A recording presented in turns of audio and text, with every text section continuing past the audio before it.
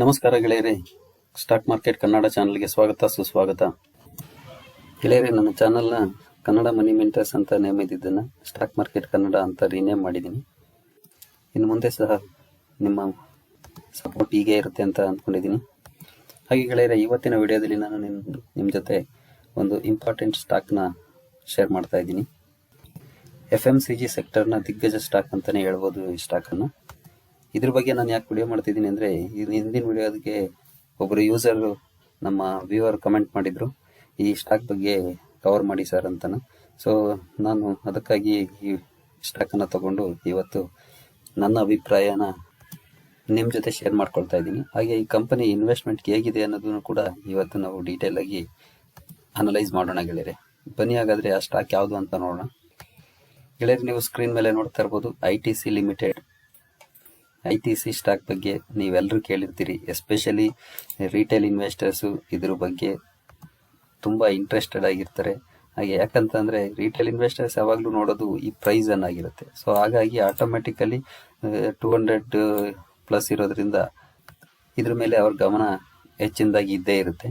In case ಇದೇ stock 2000 ಮೇಲೆ ಇದೆ ಅಂತಂದರೆ ಅವಾಗ ಯಾರು ಇದ್ರ ಕಡೆ ಗಮನನೇ ಕೊಡೋದಿಲ್ಲ ರಿಟೇಲ್ ಇನ್ವೆಸ್ಟರ್ಸು. ಸೊ ಇದ್ರ ಪ್ರೈಸೇ ಇಂಪಾರ್ಟೆಂಟ್ ಆಗುತ್ತೆ ರಿಟೇಲ್ ಇನ್ವೆಸ್ಟರ್ಸ್ಗೆ.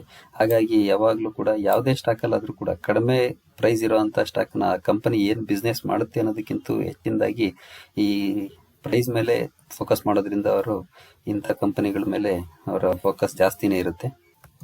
ಹಾಗಂತ ಈ ಕಂಪನಿ ಏನು ಬ್ಯಾಡ್ ಅಂತ ಏನಲ್ಲ ಗೆಳೆಯರೆ, ಕೆಟ್ಟ ಕಂಪನಿ ಅಂತ ಏನಲ್ಲ.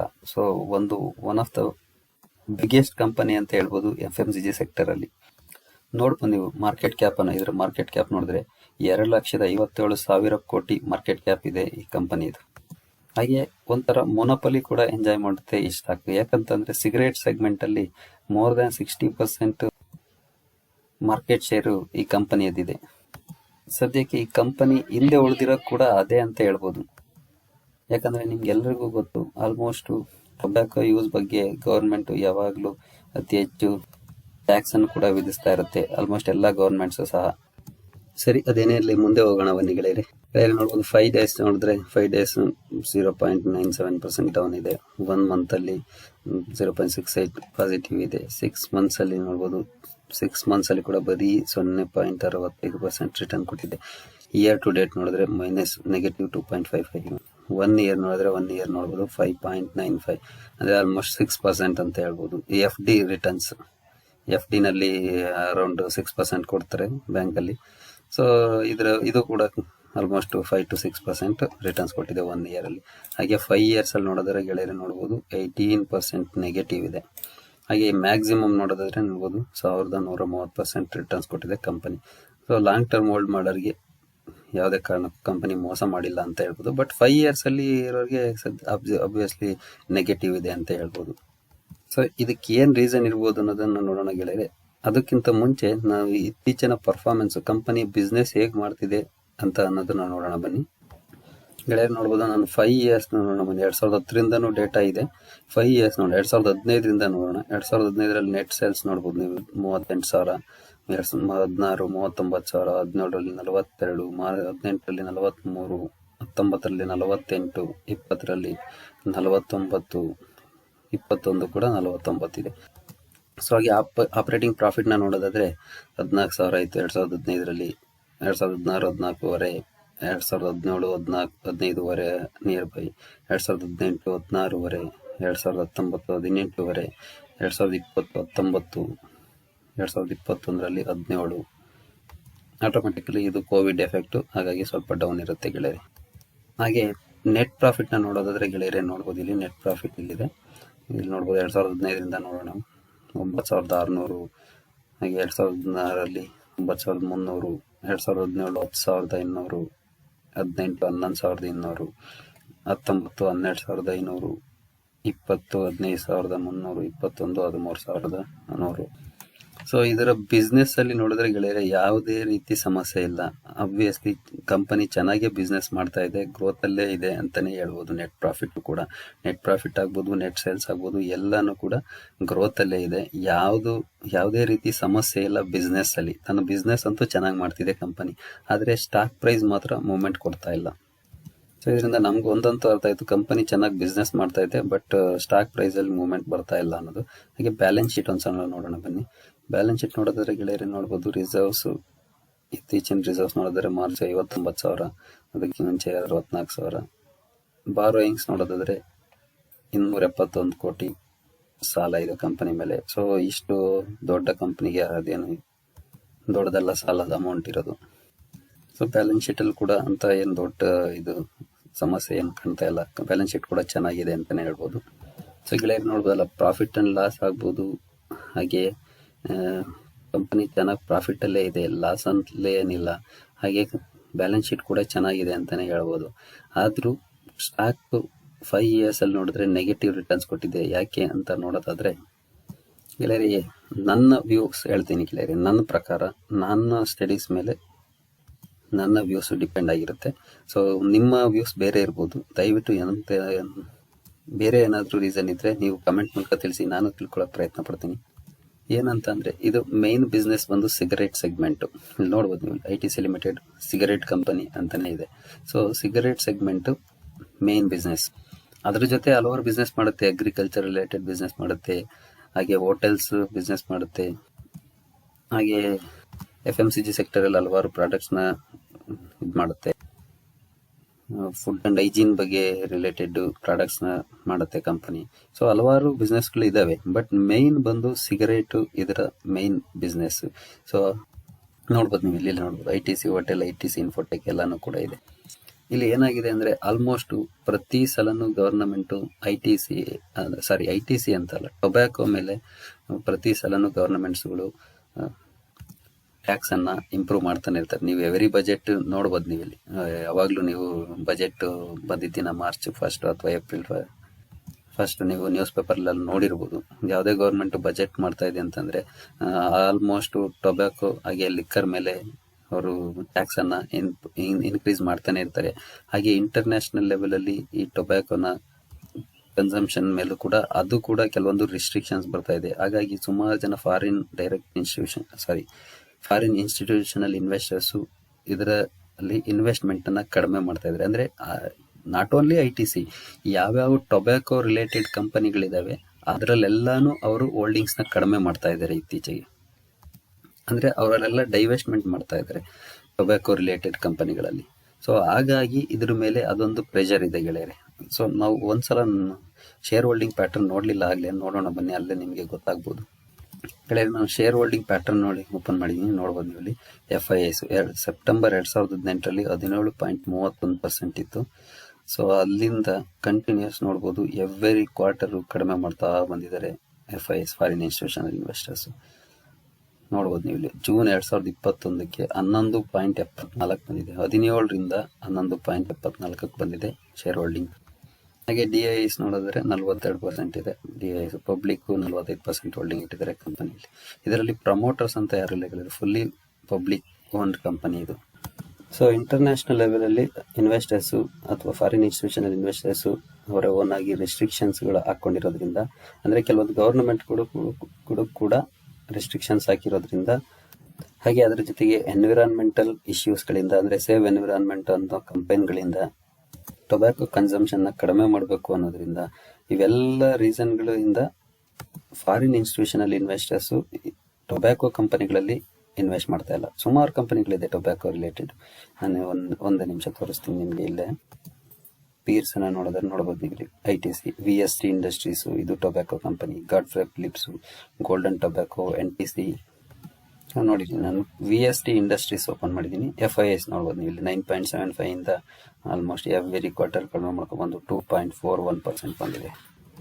ಹಾಗೆ ಅದ್ರ ಜೊತೆ ನೋಡ್ಬೋದು ನೀವು ಇಲ್ಲಿ ಗಾಡ್ಫ್ರೇ ಫಿಲಿಪ್ಸ್ ಓಪನ್ ಮಾಡಿದ್ದೀನಿ ನಾನು, ಅದನ್ನು ನೋಡಬಹುದು 12% ಇದ್ದು 10% ಬಂದಿದೆ. ಸೊ ಹೀಗೆ ಡ್ರಾಸ್ಟಿಕಲಿ ಅಲ್ಲದೆ ಇದ್ರು ಸ್ಲೋ ಆಗಿ ಫಾರಿನ್ ಇನ್ಸ್ಟಿಟ್ಯೂಷನಲ್ ಇನ್ವೆಸ್ಟರ್ಸ್ ಅವರ ಹೋಲ್ಡಿಂಗ್ ಅನ್ನ ಟೊಬ್ಯಾಕೋ ರಿಲೇಟೆಡ್ ಕಂಪನಿಗಳಲ್ಲಿ ಕಡಿಮೆ ಮಾಡ್ತಾ ಇದ್ದಾರೆ. ಸೊ ಹಾಗಾಗಿ ಅದು ಒಂದು ಮೇನ್ ರೀಸನ್, ಹೊರಗಡೆಯಿಂದ ಇನ್ಫ್ಲೋ ಬರ್ತಾ ಇಲ್ಲ ಕಂಪನಿಗೆ. ಸೊ ಅದೊಂದು ಮೇನ್ ರೀಸನ್.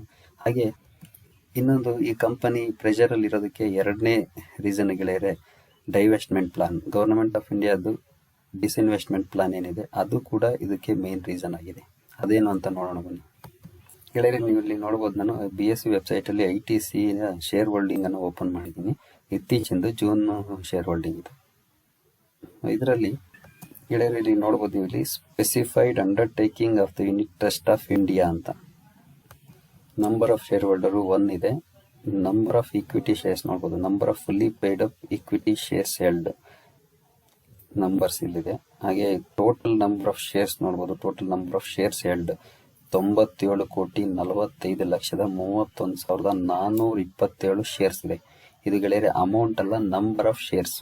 ಅಂದ್ರೆ ಆಲ್ಮೋಸ್ಟ್ ನಿಯರ್ಲಿ 100 ಕೋಟಿ ಶೇರ್ ಇದೆ specified undertaking of the unit trust of India.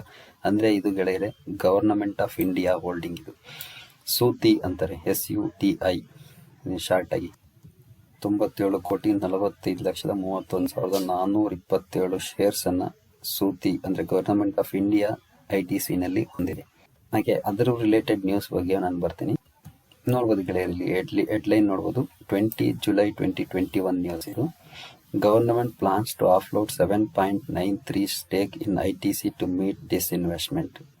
ಇಲ್ಲಿ ನೋಡ್ಬೋದು ನಂಬರ್ ಆಫ್ 97 ಅಂದ್ರೆ 7.93% ಶೇರ್ ಇದೆ. ಸೊ ಇಲ್ಲಿ ಅದನ್ನೇ ಕೊಟ್ಟಿದ್ದಾರೆ ನೋಡ್ಬೋದು, 7.93 stakes in ITC to meet disinvestment. ಇದು ಒಂದು ಮೇನ್ ರೀಸನ್ ಗೆಳೆಯರೆ. ಯಾಕಂದ್ರೆ 7.93% ಅಥವಾ 100 ಕೋಟಿ stocks in case government offload ಅಥವಾ ಸೆಲ್ ಮಾಡ್ತಾ ಇದೆ ಅಂತಂದ್ರೆ ಕಂಪನಿಯಲ್ಲಿ ಎಷ್ಟು ಪ್ರೆಷರ್ ಉತ್ಪಾದನೆ ಇರ್ಬೋದು, ಅಂದ್ರೆ ಪ್ರೆಷರ್ ಕ್ರಿಯೇಟ್ ಆಗ್ಬೋದು. ಹಾಗೆ ಅದರ ಸ್ಟಾಕ್ ಪ್ರೈಸು ಹೇಗೆ ರಿಯಾಕ್ಟ್ ಮಾಡ್ಬೋದು ಅಂತನ ನೀವೇ ಊಹಿಸ್ಕೊಡಿ ಗೆಳೆಯರೆ. ಸೊ ಹಾಗಾಗಿ ಇದು ಎರಡನೇ ರೀಸನ್ನು ಈ ಕಂಪನಿಯ ಸ್ಟಾಕ್ ಪ್ರೈಸ್ ಅಲ್ಲಿ ಮೂಮೆಂಟ್ಸ್ ಬರದೇ ಇರೋದು. ಯಾಕಂದ್ರೆ ಒಂದು, ಫಾರಿನ್ ಇನ್ಸ್ಟಿಟ್ಯೂಷನಲ್ ಇನ್ವೆಸ್ಟರ್ಸು ಡಿಕ್ರೀಸ್ ಮಾಡ್ತಾ ಇದ್ದಾರೆ ಹೋಲ್ಡಿಂಗ್ ಅನ್ನ, ಹಾಗಾಗಿ ಇನ್ಫ್ಲೋ ಬರ್ತಾ ಇಲ್ಲ. ಹಾಗೆ ಎರಡನೇದಾಗಿ ಗವರ್ನಮೆಂಟ್ ಯಾವಾಗ ಸೆಲ್ ಮಾಡುತ್ತೋ ಗೊತ್ತಿಲ್ಲ ಅದರ ಸ್ಟಾಕ್ ಅನ್ನ. ಸೊ ಆ ಎರಡು ರೀಸನ್ಗೆ ದೊಡ್ಡ ಇನ್ವೆಸ್ಟರ್ಸ್ ಯಾರು ಈ ಸ್ಟಾಕ್ ಅಲ್ಲಿ ಈಗ ಸದ್ಯದ ಪರಿಸ್ಥಿತಿಯಲ್ಲಿ ಇನ್ವೆಸ್ಟ್ ಮಾಡ್ಲಿಕ್ಕೆ ಇಷ್ಟಪಡ್ತಾ ಇಲ್ಲ. ಯಾಕಂದ್ರೆ ಅಷ್ಟೊಂದು ದೊಡ್ಡ ರಿಸ್ಕ್ ತಗೊಳಕ್ಕೆ ಇಷ್ಟಪಡ್ತಾ ಇಲ್ಲ. ಇನ್ ಕೇಸ್ 100 ಕೋಟಿ ಶೇರ್ ಅನ್ನ ಗವರ್ನಮೆಂಟ್ ಸೇಲ್ ಮಾಡಕ್ ಹೋಗ್ತಾ ಇದೆ ಅಂತಂದ್ರೆ ಸ್ಟಾಕ್ ಪ್ರೈಸ್ ಹೇಗೆ ಫ್ಲಕ್ಚುಯೇಟ್ ಆಗುತ್ತೆ ಅನ್ನೋದನ್ನ ಯಾರು ಎಕ್ಸ್ಪೆಕ್ಟ್ ಮಾಡಕ್ಕಾಗಲ್ಲ. ಸೊ ಆ ಒಂದು ರೀಸನ್ಗೆ ದೊಡ್ಡ ಇನ್ವೆಸ್ಟರ್ಸ್ ಯಾರು ITC ಯಲ್ಲಿ ಇನ್ವೆಸ್ಟ್ ಮಾಡ್ಲಿಕ್ಕೆ ಮುಂದೆ ಬರೋಕೆ ಅಷ್ಟು ದೊಡ್ಡ ರಿಸ್ಕ್ ತಗೊಳಕ್ಕೆ ರೆಡಿ ಇಲ್ಲ. ಸೊ ಹಾಗಾಗಿ ಈ ಸ್ಟಾಕ್ ಇನ್ನು ನೆಗೆಟಿವ್ ರಿಟರ್ನ್ಸ್ ಅಥವಾ ನೋಡಿ ಮಾರ್ಕೆಟ್ ಹೈ ಅಲ್ಲಿದೆ. ಅಂದ್ರೆ ಮಾರ್ಕೆಟ್ ಇವತ್ತು ಆಲ್ ಟೈಮ್ ಹೈಯಲ್ಲಿ ಟ್ರೇಡ್ ಆಗ್ತಿದೆ. ಬಟ್ ITC ಸ್ಟಾಕ್ ಬಂದು ಆಲ್ಮೋಸ್ಟ್ ಅದರ ಹೈಯಿಂದ ನೋಡ್ಬೋದು ನೀವು ಇಲ್ಲಿಂದ ನಾನು ಕ್ಯಾಲ್ಕುಲೇಟ್ ಮಾಡಿದ್ರೆ ನೋಡ್ಬೋದು ನೀವು ಇಲ್ಲಿ 37% ಡೌನ್ ಇದೆ ಅದರ ಹೈಯಿಂದ. ಸೊ ಇದೇ ಒಂದು ರೀಸನ್ನು, ಮೇನ್ ರೀಸನ್ನು ಈ ಸ್ಟಾಕ್ ಪ್ರೈಸ್ ಮೂವ್ಮೆಂಟ್ಸ್ ಕಡಿಮೆ ಆಗ್ತಿರೋದಕ್ಕೆ. ಹಾಗೆ ಹಾಗಂತ ಕಂಪನಿ ಕೆಟ್ಟ ಕಂಪನಿ ಅಂತ ಅಲ್ಲ, ಒಳ್ಳೆ ಕಂಪನಿಗಳಿದೆ. ಯಾಕಂದ್ರೆ ನೋಡ್ಬೋದು ನೀವು ಇಲ್ಲಿ 1130% ರಿಟರ್ನ್ಸ್ ಕೊಟ್ಟಿದೆ. ಶಾರ್ಟ್ ಟರ್ಮ್ ಅಲ್ಲಿ 4-5 ಇಯರ್ಸ್ ಇಂದ ಡೌನ್ ಆಗಿರ್ಬೋದು ಇದ್ರ returns, but company long term ಅಲ್ಲಿ ಚೆನ್ನಾಗಿ ರಿಟರ್ನ್ಸ್ ಕೊಟ್ಟಿದೆ ಶೇರ್ ಹೋಲ್ಡರ್ಸ್ಗೆ. ಹಾಗೆ ಇನ್ನೊಂದು ಹೇಳಲಿಕ್ಕೆ ಇಷ್ಟಪಡ್ತೀನಿ ಗೆಳೆಯರೆ, ನಾನು ಕೂಡ even today I am holding ITC. ನಾನು ನನ್ನ ಸ್ಟಾಕ್ ಮಾರ್ಕೆಟ್ ಜರ್ನಿ ಸ್ಟಾರ್ಟ್ ಆದಾಗ ನಾನು ಸ್ಟಾಕ್ ಮಾರ್ಕೆಟ್ ಅಲ್ಲಿ ಫಸ್ಟ್ ಸ್ಟಾಕ್ ನಾನು ಪರ್ಚೇಸ್ ಮಾಡಿದ್ದು ITC. ಇದು ನಾನು ಅರೌಂಡ್ 160 ರೂಪಾಯಲ್ಲಿ ಬೈ ಮಾಡಿದ್ದೆ. ಅಗೇನ್ ಅದು 180ರಲ್ಲಿ ಮತ್ತೆ ಬೈ ಮಾಡಿದ್ದೀನಿ. ಅಗೇನ್ 200 ಕೂಡ ಬೈ ಮಾಡಿದ್ದೀನಿ. ಈವನ್ ಟುಡೇ ನಾನು ಒಂದು ಶೇರ್ನು ಸೇಲ್ ಮಾಡಿಲ್ಲ, ನಾನು ಹೋಲ್ಡಿಂಗ್ ಅಲ್ಲಿ ಇಟ್ಕೊಂಡಿದ್ದೀನಿ. ಈಗಲೂ 15 to 20% ಒಳಗಡೆನೇ ಇದೆ ನನ್ನ ರಿಟರ್ನ್ಸು ಈ ಕಂಪನಿಯಲ್ಲಿ. But even today I am holding this company. But retail investors ಏನ್ ಮಾಡ್ತಾರೆ, ಇದನ್ನೆಲ್ಲ ನೋಡೋದೇ ಇಲ್ಲ ಕಂಪನಿಯಲ್ಲಿ ಏನಿದೆ ಅಂತ. ಕಂಪನಿ ಪ್ರೈಸ್ ಇದೆಯಾ, ಎಷ್ಟು 200 ರೂಪಾಯಿ ಇದೆಯಾ, ನಮಗೆ ಅಫೋರ್ಡಬಲ್ ಇದೆಯಾ, ಅದನ್ನ ನೋಡ್ತಾರೆ. ನಾನು ಯಾವಾಗಲೂ ಪ್ರತಿ ವಿಡಿಯೋದಲ್ಲಿ ಆಲ್ಮೋಸ್ಟ್ ಹೇಳ್ತಾ ಇರ್ತೀನಿ, ನಮಗೆ ಈ ಪ್ರೈಸು ಮ್ಯಾಟರ್ ಆಗಲೇಬಾರದು ಯಾವುದೇ ಕಂಪನಿಯಲ್ಲಿ ಇನ್ವೆಸ್ಟ್ ಮಾಡುವಾಗ. ಯಾಕಂದ್ರೆ ನಾವು ಒಂದು ಸ್ಟಾಕ್ ಅನ್ನ ಪರ್ಚೇಸ್ ಮಾಡ್ತಿದೀವಿ ಅಂದ್ರೆ ನಾವು ಅದರಲ್ಲಿ ಓನರ್ಶಿಪ್ ನ ಪರ್ಚೇಸ್ ಮಾಡ್ತಾ ಇದ್ದೀವಿ. ಸೊ ಓನರ್ಶಿಪ್ ನ ಪರ್ಚೇಸ್ ಮಾಡುವಾಗ ನಾವು ಈ ಪ್ರೈಸ್ ಇಂಪಾರ್ಟೆಂಟ್ ಆಗಬಾರ್ದು, ಈ ಕಂಪನಿ ಆ ಕಂಪನಿ ಮಾಡೋ ಬಿಸ್ನೆಸ್ ಇಂಪಾರ್ಟೆಂಟ್ ಆಗಬೇಕು. ಇದ್ರ ಮೇಲೆ ನಾವು ಇಂಪಾರ್ಟೆನ್ಸ್ ಕೊಟ್ಟು ತಗೊಂಡಾಗ ಆ ಕಂಪನಿಯಲ್ಲಿ ನಮಗೆ ಒಳ್ಳೆ ರಿಟರ್ನ್ಸ್ ಬರುವಂತ ಚಾನ್ಸಸ್ ಇರುತ್ತೆ. ಈ ಕಂಪನಿಯಲ್ಲಿ ನೋಡ್ಬೋದು, ಈ ಕಂಪನಿ ಏನು ಲಾಸ್ ಕೊಟ್ಟಿಲ್ಲ, ತುಂಬಾ ಏನು ಅಂತ ದೊಡ್ಡ ಲಾಸ್ ಏನಿಲ್ಲ. ಆದರೆ ಕಂಪನಿಯಲ್ಲಿ ಈ ತರದ ಕೆಲವೊಂದು ನೆಗೆಟಿವಿಟಿ ಇದೆ ಈವನ್ ಟುಡೇ. ಸೊ ಅದು ನೆಗೆಟಿವಿಟಿ ಹೋಗೋವರೆಗೂ ಸ್ಟಾಕ್ ಪ್ರೈಸು ತುಂಬಾ ಮೂವ್ಮೆಂಟ್ಸ್ ಆಗೋದು ಕಡಿಮೆ. ನನಗಂತೂ ಅನುಮಾನ ಅನ್ಸುತ್ತೆ. ಒನ್ಸ್ ಆ ನೆಗೆಟಿವಿಟಿ ಹೋದ್ರೆ ಕಂಪನಿ ಅಂತೂ ಚೆನ್ನಾಗಿ ಪರ್ಫಾರ್ಮ್ ಮಾಡುವಂತ ಚಾನ್ಸಸ್ ಇದೆ. ಯಾಕಂದ್ರೆ ಕಂಪನಿಯ ಅರ್ನಿಂಗ್ಸ್ ಅಲ್ಲಿ ಅಥವಾ ಕಂಪನಿಯ ಸೇಲ್ಸ್ ಅಲ್ಲಿ ಯಾವುದೇ ರೀತಿ ಸಮಸ್ಯೆ ಇಲ್ಲ. ಹಾಗೆ ಮ್ಯಾನೇಜ್ಮೆಂಟಲ್ಲಿ ಕೂಡ ಸಮಸ್ಯೆ ಇಲ್ಲ. ಹಾಗೆ ಇತ್ತೀಚೆಗೆ ಡಿಮರ್ಜರ್ ಕೂಡ ಮಾತುಗಳು ಕೇಳ್ತಾ ಇದೆ. ಹೋಟೆಲ್ ಇಂಡಸ್ಟ್ರಿಯನ್ನು ಬೇರೆ ಮಾಡಬೇಕು, ಹಾಗೆ ಇನ್ಫೋಟೆಕನ್ನು ಬೇರೆ ಮಾಡಬೇಕು ಅಂತನ. ಸೊ ಇನ್ ಕೇಸ್ ಆ ನ್ಯೂಸ್ ಬಂದಾಗ ಸಡನ್ನಾಗಿ ಸ್ವಲ್ಪ ಶಾರ್ಟ್ ಟರ್ಮ್ಗೆ ಟ್ರೇಡಿಂಗ್ ಮಾಡೋಕೆ ಅನುಕೂಲ ಆಗಂಗೆ ಮೂಮೆಂಟ್ಸ್ ಬರ್ಬೋದು. ಬಟ್ ಲಾಂಗ್ ಟರ್ಮಲ್ಲಿ ಈ ಎರಡು ಸೂತಿ ಇದೊಂದು ಫೈನಲ್ ಇದಾಗಬೇಕು. ಎರಡನೇದು ಶೇರ್ ಹೋಲ್ಡಿಂಗಲ್ಲಿ ಫಾರಿನ್ ಇನ್ಸ್ಟಿಟ್ಯೂಷನ್ ಇನ್ವೆಸ್ಟರ್ಸ್ ಬರೋದು ಡೌಟೇ ಬಿಡಿ. ಅದು ಯಾಕಂದರೆ ಅವರು ಕೆಲವೊಂದು ರಿಸ್ಟ್ರಿಕ್ಷನ್ಸ್ ಹಾಕ್ಕೊಂಡಿರೋದ್ರಿಂದ, ಕೆಲವೊಂದು ರಿಸ್ಟ್ರಿಕ್ಷನ್ಸ್ ಗವರ್ನಮೆಂಟ್ಸ್ಗಳು ಹಾಕಿರೋದ್ರಿಂದ ಅವರು ಅದರಲ್ಲಿ ಕಡಿಮೆ ಮಾಡ್ತಾ ಇದ್ದಾರೆ. ಆಲ್ಮೋಸ್ಟ್ ಎಲ್ಲ ಸಿಗರೇಟ್ ರಿಲೇಟೆಡ್ ಕಂಪನಿಗಳಲ್ಲಿ, ಟೊಬ್ಯಾಕೋ ರಿಲೇಟೆಡ್ ಕಂಪನಿಗಳಲ್ಲಿ ಅವರು ಇನ್ವೆಸ್ಟ್ಮೆಂಟನ್ನು ಕಡಿಮೆ ಮಾಡ್ತಾ ಇದ್ದಾರೆ. ನಾನು ಆಗಲೇ ಆಲ್ರೆಡಿ ನಿಮಗೆ ಡೆಮೋ ತೋರಿಸಿದೆ. ಅದು ಒಂದು ಮೈನ್ ರೀಸನ್ ಇದರಲ್ಲಿ ಹೆಚ್ಚಿನ ಮೂಮೆಂಟ್ ಬರದೇ ಇರೋದಕ್ಕೆ. ಇನ್ ಕೇಸ್ ಯಾರಾದರೂ ಈಗ ಇತ್ತೀಚೆಗೆ ಏನಾದರೂ ಎಂಟರ್ ಆಗಿದ್ರೆ ಈ ಸ್ಟಾಕಲ್ಲಿ, ದಯವಿಟ್ಟು ಯಾರು ಎಕ್ಸಿಟ್ ಆಗೋ ಅಂತ ಅವಶ್ಯಕತೆ ಏನಿಲ್ಲ. ನೀವು ಹೋಲ್ಡ್ ಮಾಡ್ಬೋದು, ಯಾಕಂದರೆ ಕಂಪನಿ ಲಾಂಗ್ ಟರ್ಮಲ್ಲಿ ಒಳ್ಳೆ ರಿಟರ್ನ್ಸ್ ಅಂತೂ ಕೊಡುತ್ತೆ.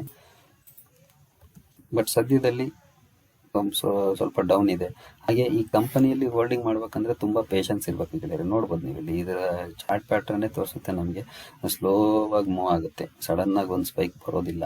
So slow moving low beta stock ಆಗಿರೋದ್ರಿಂದ ಇದರಲ್ಲಿ ತುಂಬ ಪೇಷನ್ಸ್ ಇರಬೇಕು. ಈವನ್ ಟುಡೇ ನಾನು ಹೋಲ್ಡ್ ಮಾಡ್ತಿದ್ದೀನಿ ಅಂತ ಆಲ್ರೆಡಿ ಹೇಳ್ದೆ ನಿಮಗೆ ನಾನು. ಇನ್ ಕೇಸ್ ಯಾರಾದರೂ ಈಗ ಇನ್ವೆಸ್ಟ್ ಮಾಡಬೇಕು ಅನ್ನೋ ಪ್ಲಾನ್ ಇದ್ದರೆ ಈ ಸ್ಟಾಕಲ್ಲಿ ದಯವಿಟ್ಟು ನೋಡಿ, ನಿಮ್ಮ ಇಷ್ಟ, ಯಾಕಂದರೆ ನಿಮ್ಮ ಓನ್ ಡಿಸಿಷನ್ ಆಗಿರಬೇಕು. ನಾನು ಇರೋ ವಿಷಯ ಎಲ್ಲನೂ ಹೇಳಿದ್ದೀನಿ. ಯಾವುದೇ ಕಾರಣಕ್ಕೂ ಫೋಮೋ ಇನ್ವೆಸ್ಟರ್ ಆಗಬೇಡಿ. ಅಂದರೆ ಫೋಮೋ ಅಂದರೆ ನಾನು ಆಲ್ರೆಡಿ ಹೇಳಿದ್ದೀನಿ ಹಿಂದೆ ವಿಡಿಯೋಗಳಲ್ಲಿ, ಫಿಯರ್ ಆಫ್ ಮಿಸ್ಸಿಂಗ್ ಔಟ್ ಅಂತನ. ಸೊ ಆ ಫಿಯರ್ ಆಫ್ ಮಿಸ್ಸಿಂಗ್ ಔಟಲ್ಲಿ ನೀವು ಯಾವುದೇ ಸ್ಟಾಕಲ್ಲಿ ಎಂಟರ್ ಆಗೋಕ್ಕೆ ಹೋಗಬೇಡಿ. ನೀವು ಯಾವುದೇ ಒಂದು ಸ್ಟಾಕಲ್ಲಿ ಇನ್ವೆಸ್ಟ್ ಮಾಡುವಾಗ ನಿಮ್ಮ ಓನ್ ಸ್ಟಡೀಸು ಅದಕ್ಕೆ ಹೆಲ್ಪ್ ಮಾಡ್ತಾ ಇರಬೇಕು. ಅಂದರೆ ಈ ಕಂಪನಿ ಹೇಗಿದೆ, ಈ ಕಂಪನಿ ಏನು ಬಿಸ್ನೆಸ್ ಮಾಡ್ಬೋದು ಅನ್ನೋದು ಮೇಲೆ ನೀವು ಆ ಕಂಪನಿಯಲ್ಲಿ ಇನ್ವೆಸ್ಟ್ ಮಾಡಬೇಕು. ಹಾಗೆ ದಯವಿಟ್ಟು ಇದನ್ನು ಯಾರು ರೆಕಮೆಂಡೇಶನ್ ಅಂತ ಭಾವಿಸಬೇಡಿ. ನಾನು ನನ್ನ ಒಪಿನಿಯನನ್ನು ಶೇರ್ ಮಾಡಿದ್ದೀನಿ. ಇನ್ ಕೇಸ್ ಇನ್ವೆಸ್ಟ್ ಮಾಡಬೇಕು ಅಂತಂದರೆ ನಿಮ್ಮ ಓನ್ ಸ್ಟಡೀಸ್ ಮಾಡಿ ಆಮೇಲೆ ಇನ್ವೆಸ್ಟ್ ಮಾಡಬೇಕಾ ಬೇಡವಾ ಅಂತ ನೀವು ಓನಾಗಿ ಡಿಸೈಡ್ ಮಾಡಿ ಗೆಳೆಯರೆ. ನೋಡಿದ್ರಲ್ಲ ಗೆಳೆಯರೆ, ITCನಲ್ಲಿ ಏನೇನು ಸಾಧ್ಯತೆಗಳಿದೆ ಅನ್ನೋದನ್ನು ನಾನು ನಿಮಗೆ ಹೇಳಿದ್ದೀನಿ. ಇದರಲ್ಲಿ ತುಂಬ ಕೆಲವಾದರೂ ಹೊಸ ವಿಷಯ ತಿಳ್ಕೊಂಡಿದ್ದೀರಿ ಅಂತ ಅಂದ್ಕೊಳ್ತೀನಿ. ನೋಡಿದ್ರಲ್ಲ ಗೆಳೆಯರೆ, ಮುಂದಿನ ವಿಡಿಯೋದಲ್ಲಿ ಸಿಗೋಣ. ಅಲ್ಲಿವರೆಗೂ ಜೈ ಹಿಂದ್, ಜೈ ಕರ್ನಾಟಕ.